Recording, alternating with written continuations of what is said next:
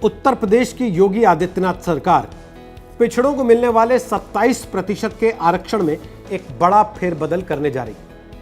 उत्तर प्रदेश के पिछड़ा वर्ग कल्याण मंत्री अनिल राजभर ने खुद मंगलवार को यह बात कही कि सरकार 27% आरक्षण को बहुत जल्दी 3 हिस्सों में बांटने जा रही है। पिछड़ा, अति पिछड़ा और अत्यंत पिछड़ा।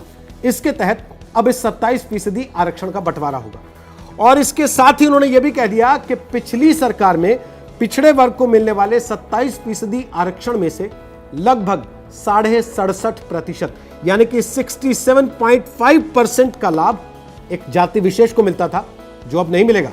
माना जाता है कि उत्तर प्रदेश में ओबीसी आरक्षण का सबसे ज्यादा फायदा यादव, कुर्मी, कुशवाहा और जाट समुदाय के लोगों को मिल रहा है और यही वजह है कि ओबीसी की बाकी जातियां भी बहुत लंबे समय से ओबीसी आरक्षण के भीतर ही एक किस्म के बंटवारे की मांग उठाती रही। 2017 के चुनाव में बीजेपी ने गैर यादव ओबीसी समुदाय को अपने पाले में लाकर उत्तर प्रदेश में अपने 14 साल के सत्ता के वनवास को खत्म किया था और यही वजह रही कि योगी सरकार ने सत्ता में आते ही जस्टिस राघवेंद्र कुमार की अगुवाई में 4 सदस्यों वाली एक कमेटी बनाई, जिसका नाम दिया गया उत्तर प्रदेश पिछड़ा वर्ग सामाजिक न्याय समिति।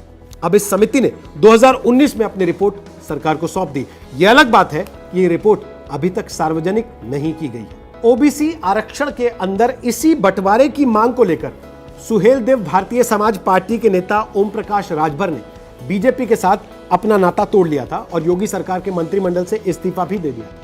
हालांकि बीजेपी की एक और सहयोगी पार्टी अपना दल एस वो आरक्षण में बंटवारे के पक्ष में नहीं है और अपना दल एस की नेता अनुप्रिया पटेल इसका खुलकर विरोध भी कर चुकी है। उत्तर प्रदेश में ओबीसी के तहत कुल 234 जातियां आती हैं और उत्तर प्रदेश पिछड़ा वर्ग सामाजिक न्याय समिति ने अपनी रिपोर्ट में 27% ओबीसी आरक्षण को इनके लिए 3 भागों में बांटने की सिफारिश की है।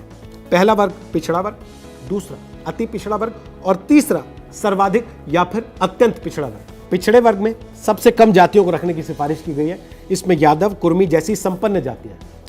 अति पिछड़े में वो जातियां हैं जो कृषक या दस्तकार हैं और सर्वाधिक पिछड़े में उन जातियों को रखा गया है जो पूरी तरह से भूमिहीन है, गैर दस्तकार, अकुशल श्रमिक है। माना जा रहा है कि इसी सिफारिश के आधार पर योगी सरकार के पिछड़ा वर्ग के मंत्री अनिल राजभर ओबीसी आरक्षण को 3 हिस्सों में बांटने की बात कर रहे हैं। ओबीसी के लिए आरक्षित कुल 27% कोटे में संपन्न पिछड़ी जातियों में आने वाली यादव, अहीर, जाट, कुर्मी, सोनार और चौरसिया जैसी जातियां शामिल हैं। इन्हें 7% तक आरक्षण देने की बात कही गई है। अति पिछड़ा वर्ग में गिरी, गुर्जर, गोसाई, लोध, कुशवाहा, कुम्हार, माली, लोहार समेत 65 जातियों को 11% और फिर मल्लाह, केवट, निषाद, राई, गद्दी, घोसी और राजभर जैसी 95 जातियों को 9% आरक्षण देने की सिफारिश की गई है। असल में उत्तर प्रदेश की पूरी राजनीति जातियों के ही इर्द गिर्द सिमटी हुई है।